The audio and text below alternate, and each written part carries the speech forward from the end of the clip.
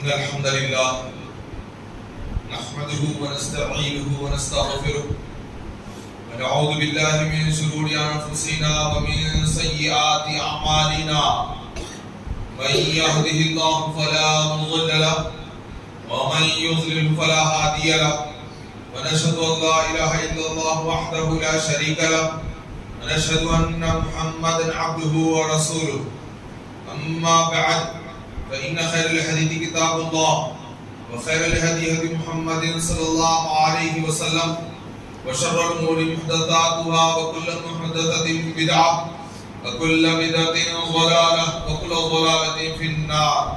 فأعوذ بالله السميع العليم من الشيطان الرجيم من همزه ونفخه ونفثه. بسم الله الرحمن الرحيم. ولقد بعثنا في كل أمة رسولا أن اعبدوا الله واجتنبوا الطاغوت فمنهم من هدى الله ومنهم من حقت عليه الضلالة فسيروا في الأرض فانظروا كيف كان عاقبة المكذبين.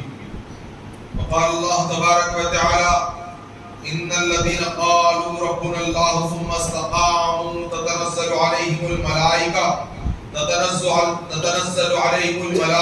ألا تخافوا ولا تحزنوا وأبشروا بالجنة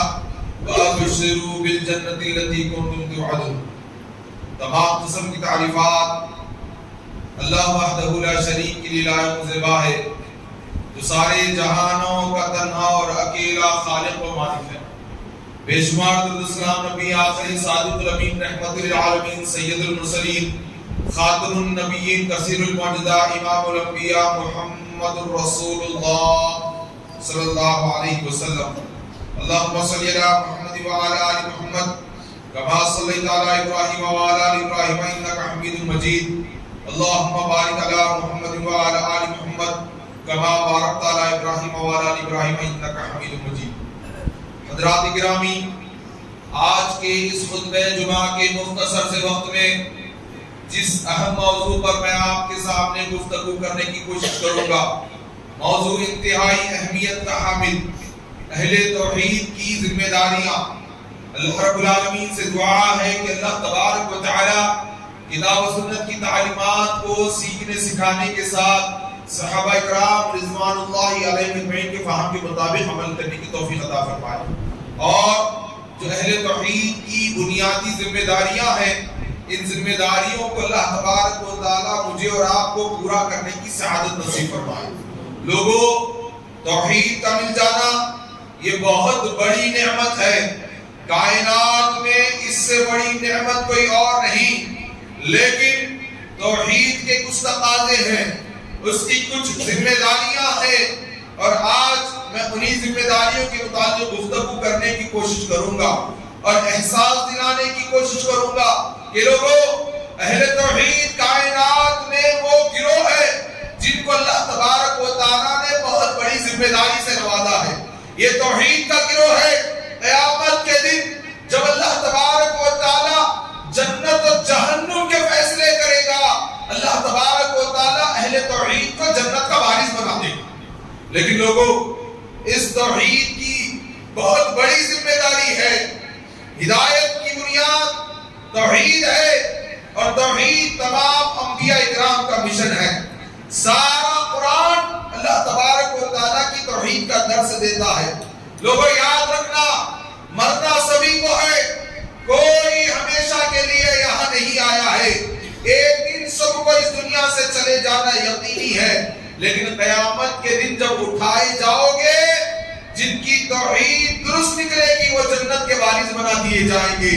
جنت و جہنم کے فیصلے توحید کی بنیاد پر ہوں گے. اور جن کی توحید میں جھول ہوگا، قسم ہے کبریائی کی، وہ زندگی بھر نمازیں پڑھتا چلا جائے، وہ زندگی بھر روزے رکھتا چلا جائے، وہ زندگی بھر صدقہ و خیرات کرتا چلا جائے، اگر اس کی توحید میں جھول ہوگا، سارے اعمال کو برباد کر کر جہنم کی آگ کا ایندھن بنا دیا جائے گا. لوگوں، اللہ کی توحید کی طرف آ جاؤ. اور جو توحید اللہ نے عطا کی ہے، قسم ہے کبریائی کی، اس سے بڑی نعمت کوئی اور نہیں ہے. اگر اللہ نے آج مال نہیں دیا ہے، اگر اللہ نے آج دولتوں سے نہیں نوازا ہے، اگر آج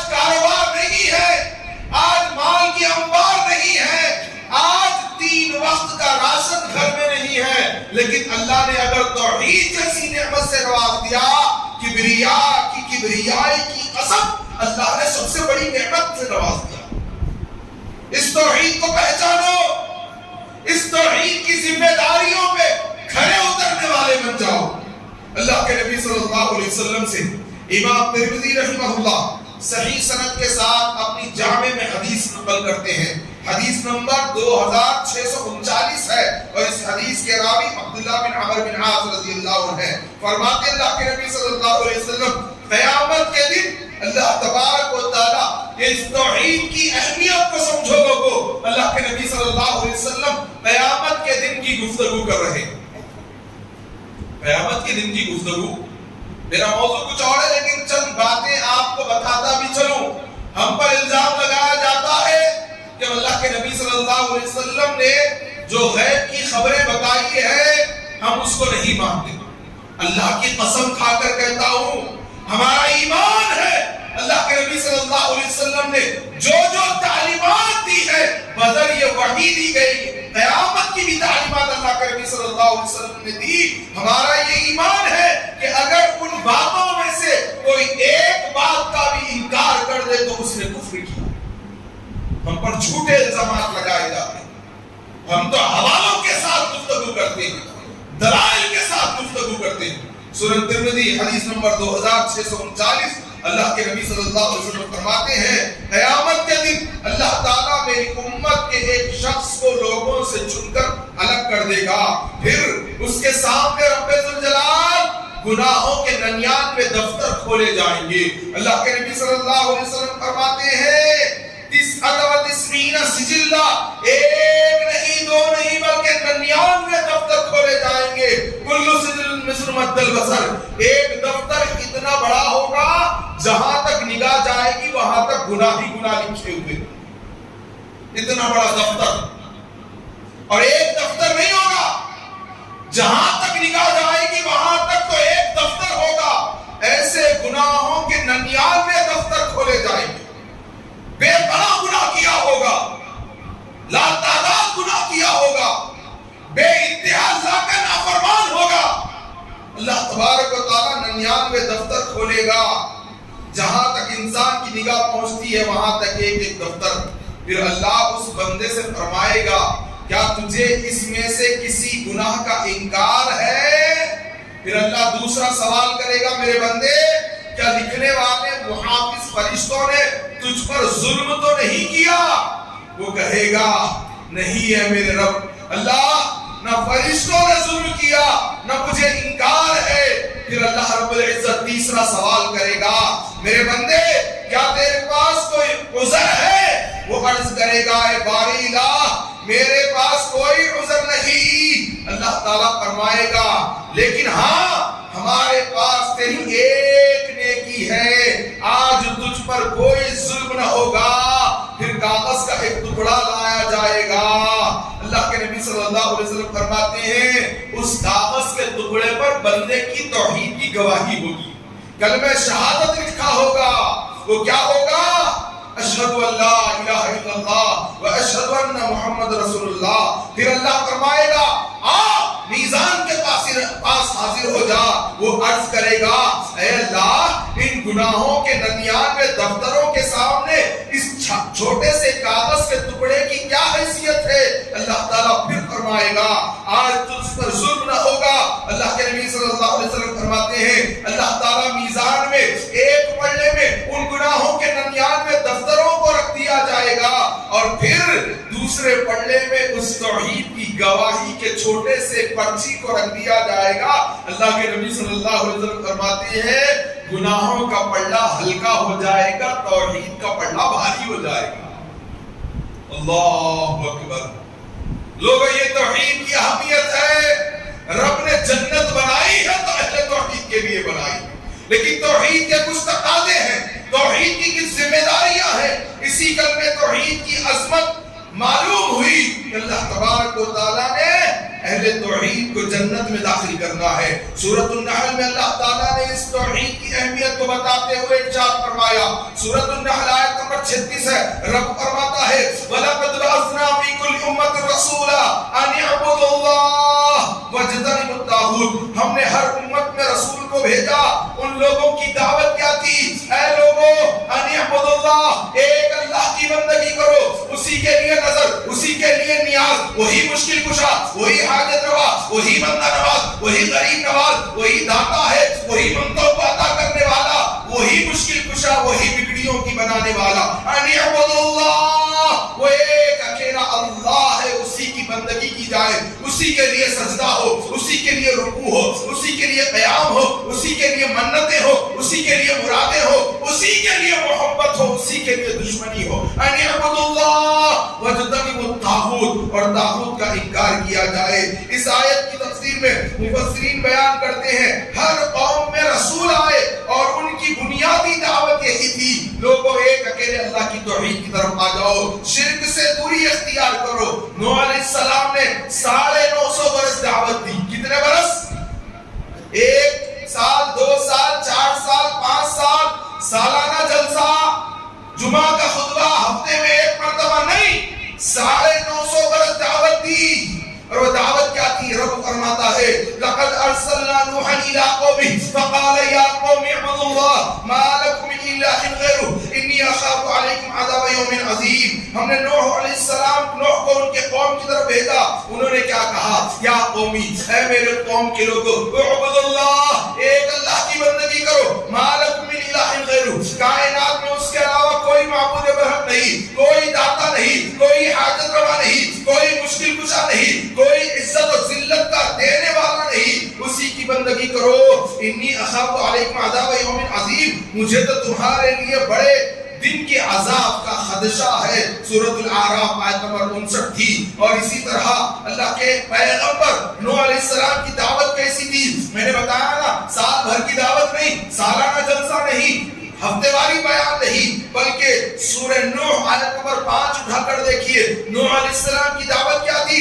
نوح علیہ السلام کے الفاظ کو اپنا قرآن بنا کر اللہ کے نبی صلی اللہ علیہ وسلم پر نازل فرمایا۔ کیا کہہ رہے ہیں نوح علیہ السلام؟ اپنے رب سے کہہ رہے ہیں قال رب انی دعوت قومی لیلا ونہارا، اللہ میں نے اپنی قوم کو دن کے اجالوں میں بھی بلایا اور رات کے اندھیروں میں بھی بلایا۔ قال رب انی دعوت قومی لیلا ونہارا فلم یزدہم دعائی الا فرارا، اللہ میں جتنا بلاتا گیا تیری توحید کی طرف یہ اتنا بھاگتے گئے۔ پتا چلا توحید کی ذمہ داری یہ ہے، لوگوں کو دن ہو، رات ہو، محلہ ہو، بستی ہو، دکان ہو، مکان ہو، گلی ہو، ہر جگہ اللہ کی توحید کے لیے بلانا پڑے گا۔ اور کیا سمجھتے ہو لوگ دسترخوان لگائیں گے، لوگ دیگچے پکا کر ہمیں دعوتوں میں بلائیں گے، لوگ کھیر پوریوں میں بلائیں گے؟ نہیں، جتنا ہم دعوت دیں گے لوگ اتنا ہم سے بھاگیں گے۔ فلم یزدہم دعائی الا فرارا، 950 برس کی دعوت کے بعد بھی لوگ بھاگ رہے تھے، لوگ نوح علیہ السلام کی دعوت کو پسند نہیں کر رہے تھے۔ ہمارا کام دعوت دینا ہے، ہدایت آسمان سے عرش والے کو نازل کرنی ہے۔ لوگوں اہل توحید کی ذمہ داری یہی ہے۔ 950 برس دعوت دی اور پھر کہا اللہ تعالیٰ نے جب لوگ بھاگنے لگے، ماننے کے لیے تیار نہیں تھے، حکم ہوا نوح کشتی تیار کرو۔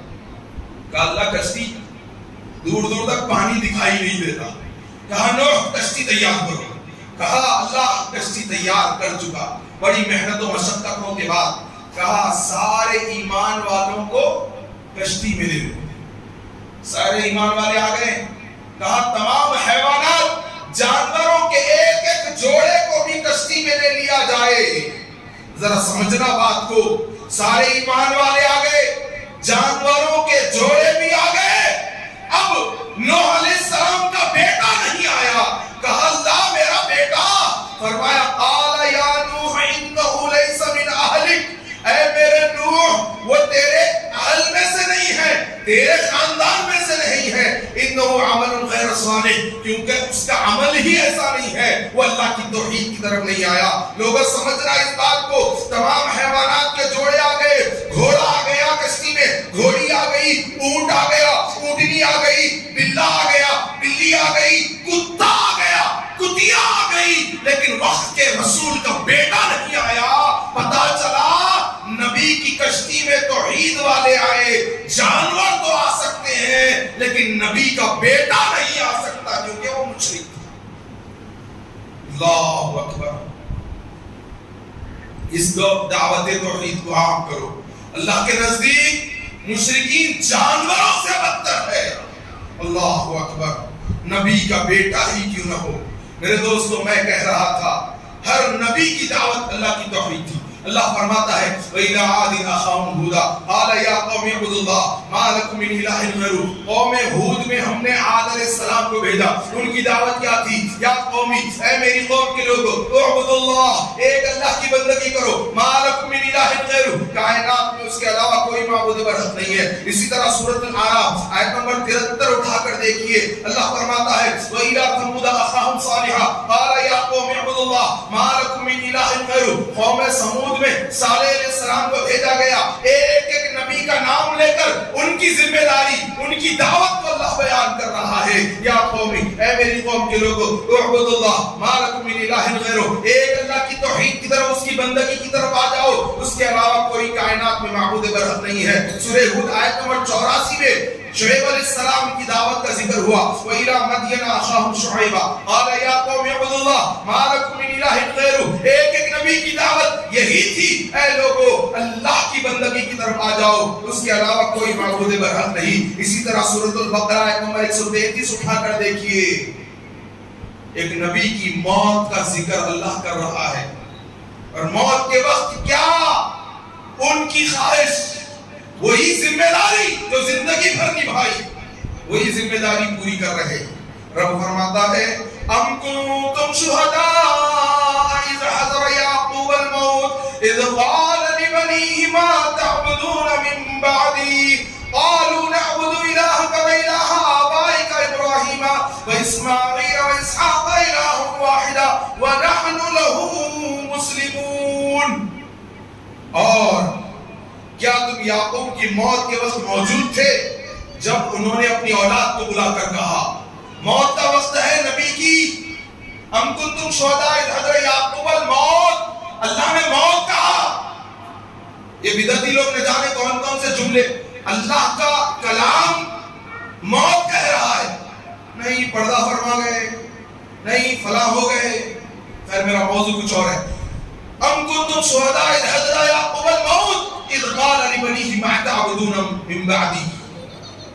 موت کے وقت انسان کیا کہتا ہے؟ بھائی فلاں جائیداد فلاں بیٹے کو دے دینا، وہ فلاں ملکیاں اس کے نام پہ کر دینا، یہ گھر فلاں کے نام پہ، وہ جائیداد فلاں کے نام پہ۔ زندگی بھر وہی کما رہے تھے نا، اور وہی یاد رہتا۔ یا نبی زندگی بھر کس چیز پر محنت کیے؟ کہا ما تعبدون من بعدی، میرے دنیا سے جانے کے بعد تم کس کی بندگی کرو گے؟ کس کو پکارو گے دعاؤں میں؟ کس کو مشکل کشا؟ کس کو حاجت روا؟ کون بندہ نواز ما تعبدون من بعدی؟ کس کے لیے سجدہ، کس کے لیے رکوع؟ کہیں خبر کا طواف تو نہیں کرو گے؟ ما تعبدون من بعدی۔ اولاد نے کیا کہا؟ قالوا نعبد الہک والہ آبائک ابراہیم واسماعیل واسحاق الہ واحدا ونحن له مسلمون۔ کہا اولاد نے کہ ہم تو اسی کی بندگی کریں گے، ہم جو ہمارے باپ دادا نے جس کی بندگی کی، الہ و الہ آبائک ابراہیم، ابراہیم نے، اسماعیل نے، اسحاق نے، الہ واحدہ، وہ ایک معبود برحق ہے، ونحن له مسلمون، اور ہم اسی کے فرمانبردار۔ لوگوں ایک ایک نبی نے اسی دعوت کو عام کیا، اور اب قیامت تک کوئی نبی نہیں آنا، قیامت تک کوئی نبی نہیں آنا۔ اس امت کے بارے میں آیا کنتم خیر امت اخرجت للناس تأمرون بالمعروف وتنهون عن المنکر وتؤمنون باللہ، تم خیر امت ہو، تم بہترین امت ہو، تم سب سے افضل، تم سب سے اعلیٰ، اور تمہیں یہ ذمہ داری دی گئی ہے کہ لوگوں کو نیکیوں کی طرف بلاؤ اور برائی سے روکو۔ امام طبری رحمہ اللہ اس آیت کی تفسیر میں نقل کرتے ہیں کہ نیکی اللہ کی توحید ہے، سب سے افضل و اعلیٰ نیکی، اور سب سے بدترین برائی اگر روئے زمین پر ہے تو اللہ کے ساتھ شرک کرنا۔ اہل توحید بنیادی ذمہ داری یہ ہے، تم جس محلے میں ہو، جس بستی میں ہو، جس مکان میں ہو، جس دکان میں ہو، چاہے خلوتوں میں ہو یا جلوتوں میں ہو، ایک اللہ کی توحید کو عام کرو، لوگوں سے محبت کے ساتھ اخلاق کے ساتھ اللہ کی توحید لوگوں کو سناؤ، اللہ کی توحید لوگوں کو سناؤ۔ لوگوں، ہر نبی کی دعوت اللہ کی توحید تھی، اور اللہ کے نبی صلی اللہ علیہ وسلم کی جب بعثت ہوئی، لوگ خانہ کعبہ میں بیٹھ کر جوا کھیلا کرتے تھے۔ حالات انتہائی بدترین تھے کہ مرد اور عورت برہنہ بیت اللہ کا طواف کیا کرتے تھے، اور جس کے گھر میں جتنی پرانی شراب ہوا کرتی تھی اس کو اتنا معزز گھرانہ سمجھا جاتا تھا۔ مہمان نوازی میں شراب کی اتنی کثرت ہوا کرتی تھی، اور یہاں تک کہ بیٹی اگر پیدا ہوتی تو باپ اتنا سنگدل ہوا کرتا تھا کہ اپنی لخت جگر کو زمین میں زندہ دفن کر دیا کرتا تھا۔ لیکن نبی صلی اللہ علیہ وسلم کی بعثت ہوئی، سب سے پہلے کیا دعوت دی؟ آج لوگ بولتے ہیں نہیں، اصلاح معاشرہ کی بات کرتے ہیں، پہلے ہم چیریٹی قائم کریں گے، پہلے ہم نمازوں کی طرف بلائیں گے، پہلے ہم صدقے کی طرف بلائیں گے، پہلے ہم خیرات کی طرف بلائیں گے، پہلے ہم ڈونیشن کی طرف بلائیں گے۔ نہیں، اللہ کے نبی صلی اللہ علیہ وسلم نے اتنی برائیوں کو بھی دیکھا تو سب سے پہلے جو دعوت دی، کہا اللہ کے نبی صلی اللہ علیہ وسلم نے، یا ایھا الناس قولوا لا الہ الا اللہ تفلحوا تملک العرب والعجم۔ اے لوگو، کہہ دو نہیں ہے کوئی معبود برحق سوائے ایک اکیلے اللہ کے، عرب و عجم کے مالک بن جاؤ گے۔ سب سے پہلے اللہ کی توحید، یہی دعوت کا طریقہ ہے۔ میرے دوستو، آج معاشرے میں کیا عقیدہ ہے؟ کیا کہتا ہے خبال، خواجہ نہ دے گا تو پھر کون دے گا؟ یہاں خواجہ کا لنگر چلتا ہے، ہر کوئی اس کے در پر پلتا ہے۔ رب کیا فرماتا ہے؟ یا ایھا الناس انتم الفقراء الی اللہ واللہ هو الغنی الحمید۔ سورۃ الفاتر آیت نمبر 15 ہے۔ قرآن کو پڑھو، سمجھو، عمل کرو۔ اللہ فرماتا ہے، اے دنیا کے لوگوں، تم سب کے سب اللہ کے در کے فقیر ہو، اللہ کے در کے منگتے ہو، اللہ کے در کے بھکاری ہو۔ آج لوگوں نے دین اسلام کی شبیہہ کو بگاڑ دیا۔ ایک مسلمان کی توحید اتنی بگڑ گئی، ایک مسلمان کا توکل اتنا کمزور ہو گیا، ایک مسلمان بلی راستہ کاٹتی ہے تو ڈر جاتا ہے، لیمو دکانوں پر لٹکا لیتا ہے، ناریل پھوڑ لیتا ہے، کڑے دھاگے لگا لیتا ہے، بچوں کو کالے ٹیکے لگائے جاتے ہیں، پلیتوں کو گھول گھول کر پلایا جاتا ہے۔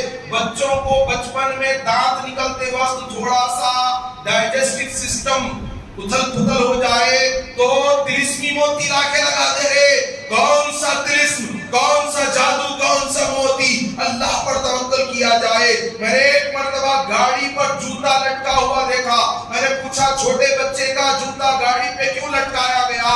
اس گاڑی کے مالک نے کہا گاڑی حادثے سے بچ جائے، گاڑی کو نظر نہ لگے۔ یہ عقیدہ ہے۔ دل میں خیال آیا، کہہ دوں کہ تمہارا مکھڑا بھی بڑا پیارا ہے، ایک جوتا گاڑی پہ، ایک جوتا گلے میں ڈال دو، ہنسنے کی بات نہیں ہے۔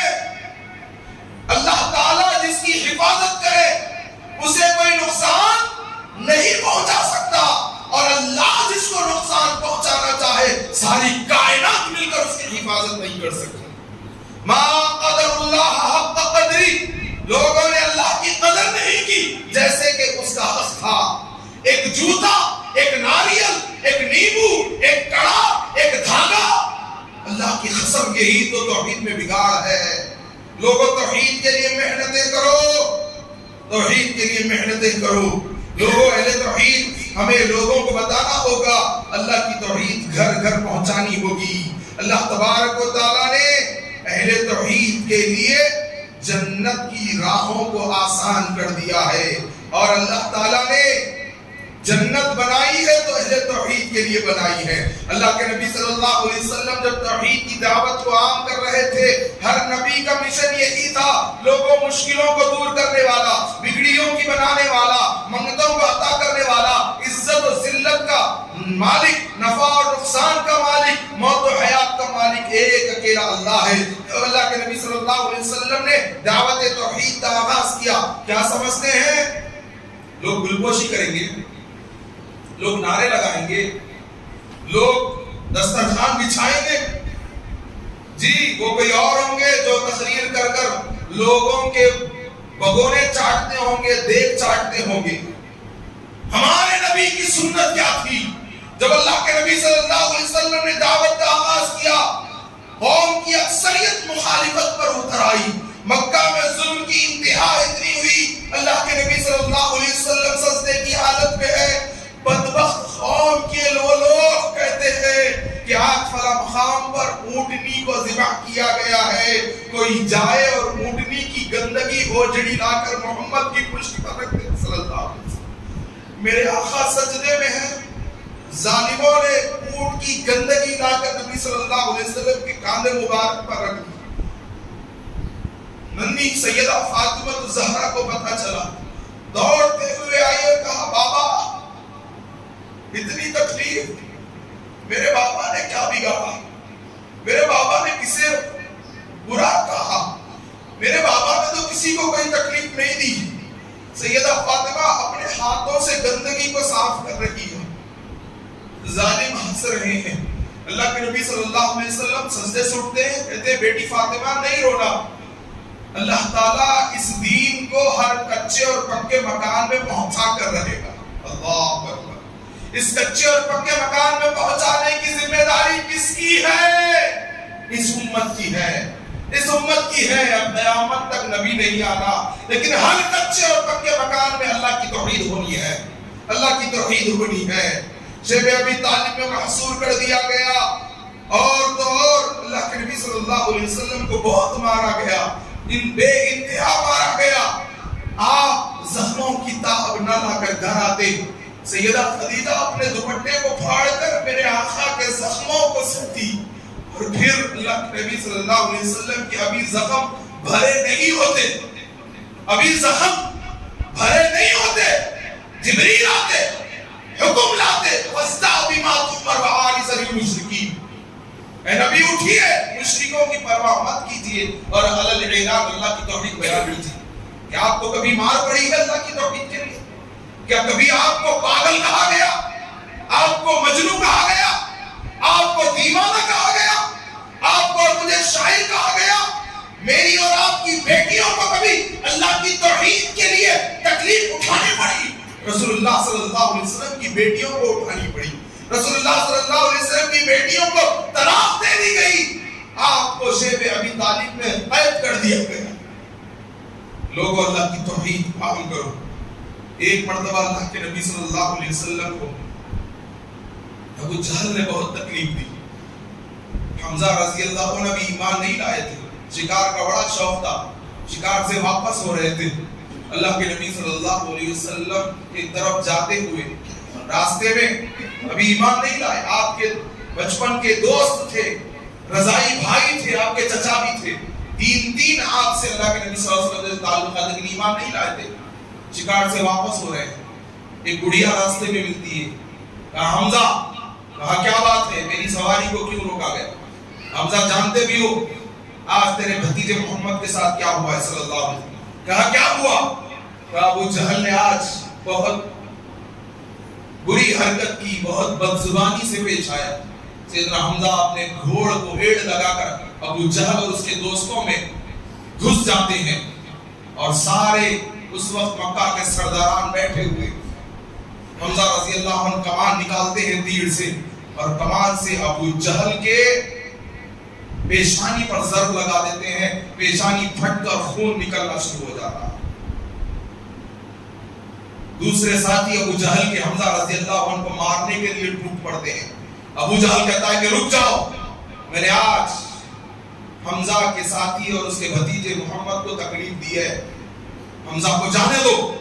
سیدنا حمزہ اپنے گھوڑ کو ایٹ لگا کر نبی صلی اللہ علیہ وسلم کی بارگاہ میں پہنچتے ہیں، کہتے ہیں محمد صلی اللہ علیہ وسلم خوش ہو جائیے۔ کہا کس بات پر خوش ہو؟ کہا میں نے ابو جہل سے آپ کا بدلہ لے لیا۔ اللہ کے نبی صلی اللہ علیہ وسلم نگاہیں اٹھاتے، حمزہ مجھے خوش دیکھنا چاہتے ہو؟ کہا ہاں آپ کو خوش دیکھنا چاہتا ہوں۔ کہا حمزہ میری خوشی اس بات میں نہیں کہ تم میرے دشمنوں سے جا کر بدلہ لو، ابو جہل نے تکلیف تو بڑی پہنچائی ہے، لیکن اس کو مار کر تو تم سمجھتے ہو کہ محمد خوش ہو جائیں گے صلی اللہ علیہ وسلم۔ کہا مجھے خوشی تو اس وقت ہوگی کہ تم اس دین کو قبول کر لو جس دین کو میں لے کر آیا ہوں، گواہی دے دو اشہد ان لا الہ الا اللہ و اشہد ان محمد رسول اللہ۔ یہ نبی تو وہ تھے جو دشمنوں کا بھی بھلا چاہتے تھے. یہ نبی دشمن کو تکلیف دے کر خوشی حاصل نہیں کرتے تھے بلکہ توحید کے لیے اتنا مارا گیا. طائف کا واقعہ سامنے رکھنے کے لیے وقت نہیں ہے. کہا حمزہ نے آنکھ میں آنسو لائے, کہا بچپن سے دیکھا اور تجھ سا نہ پایا, کسی کو نہ پایا. کہا اشہد ان لا الہ الا اللہ و اشہد ان محمد رسول اللہ. میرے ساتھیوں, یہ توحید اللہ تعالیٰ کی مخرب بندے ہیں. یہ اس وقت جب ہم اللہ کی توحید لوگوں میں عام کریں گے. آخری بات آپ کے سامنے رکھ کر اپنی بات کو ختم کروں. آج برسوں بعد سدھی پیڑ میں والد صاحب کے ساتھ آنا ہوا. 40 برس پہلے میرے والد نے اس محلے کو چھوڑا تھا. آج اس مسجد کو دیکھ کر میرے ابو کی آنکھ میں آنسو خوشی کے جھلک پڑے. لیکن اتنا ضرور بتا دوں کہ ابھی کام بہت کام ہونا ہے. ہاں, اس محلے کی ایک ایک گھر میں, ایک ایک گلی میں, ایک ایک دکان میں ہمیں اللہ کی توحید کو عام کرنا پڑے گا. ہم نہ رہیں گے, ہم دنیا سے چلے جائیں گے, لیکن اللہ کی توحید ہم کو عام کرنی پڑے گی. اللہ کے لیے اللہ کی توحید کو عام کرو. اللہ کے لیے کتنے لوگ توحید درست نہ ہونے پر جہنم کی آگ کا ایندھن بن رہے ہیں. ایک گزارش کر بات کو ختم کروں. آج اللہ نے اگر اولاد دی ہے, ان کو حافظ قرآن بناؤ, عالم دین بناؤ. SSC کے لیے 12 سال لگا دیتے ہیں. نرسری سے لے کے SSC تک کتنے سال ہوتے ہیں؟ 12 سال, 13 سال. صرف ایک SSC کا سرٹیفکیٹ ہے. اور پڑھائی کیا پڑھ رہے ہیں؟ CAT, CAT, DOG, DOC. ماں باپ بہت زیادہ خوش ہو رہے تھے. بچہ CAT, CAT, کتا بلی کا علم حاصل کر رہا. میں یہ نہیں کہہ رہا ہوں کہ بچوں کو انگلش مت پڑھاؤ, لیکن اس قوم کو تعلیم دی گئی تھی. اقرأ باسم ربک الذی خلق, خلق الانسان من علق, اقرأ وربک الاکرم الذی علم بالقلم, علم الانسان ما لم یعلم. اپنے رب کے نام کے ساتھ پڑھو, اللہ کا کلام پڑھو. کوشش کرو. اللہ نے 3 بیٹیاں دی ہے. پہلے حفظ کراؤں گا, اس کے بعد دوسری تعلیم انہیں دلاؤں گا. کوشش کرو صبح سے لے کر ظہر تک بچہ حافظ قرآن بنے, عالم دین بنے. ظہر کے بعد ٹیوشن لگا دو. حفظ اگر کمزور سے کمزور طالب علم بھی رہا, ناظرہ سے اگر حفظ کی بات کی جائے, 4 سال 5 سال میں حفظ ہو جاتا. 13 سال میں سے 5 سال نکال دیے تو 7 سال بچ رہے ہیں. 7 سال میں کیا SSC نہیں پڑھا سکتے؟ چلو 5 سال میں بچہ 6 سال میں حافظ بن گیا. کتنے سال بچ رہے ہیں؟ 6-7 سال بچ رہے ہیں. 7 سال میں حافظ بن گیا, 5 سال تو بچیں گے. اس میں کیا بچوں کو SSC نہیں کرا سکتے؟ میں یہ نہیں کہہ رہا کہ اپنے بچوں کو انجینئر مت بناؤ, ڈاکٹر مت بناؤ, لیکن سب سے پہلے حافظ قرآن بناؤ, عالم دین بناؤ. اور پھر حفظ مکمل ہونے کے بعد SSC کراؤ. SSC کے بعد انٹر کے ساتھ عالمیت کرا دو, پھر ڈگری کے ساتھ فضیلت کرا دو. اگر اللہ نے اولاد دی ہے, ان کی صحیح تربیت کرو, صحیح تربیت کرو. باتیں تو بہت ساری ہے. اللہ کی توحید کا علم سیکھو اور سکھاؤ. اللہ رب العالمین سے دعا ہے کہ اللہ تبارک و تعالیٰ کہنے سننے کے ساتھ عمل کی توفیق عطا فرمانا. ان اللہ یأمر بالعدل والإحسان وإیتاء ذی القربى وینہی عن الفحشاء والمنکر والبغی یعظکم لعلکم تذکرون. اذکروا اللہ یذکرکم وادعوہ یستجب لکم ولذکر اللہ تعالی اعلی و اکبر.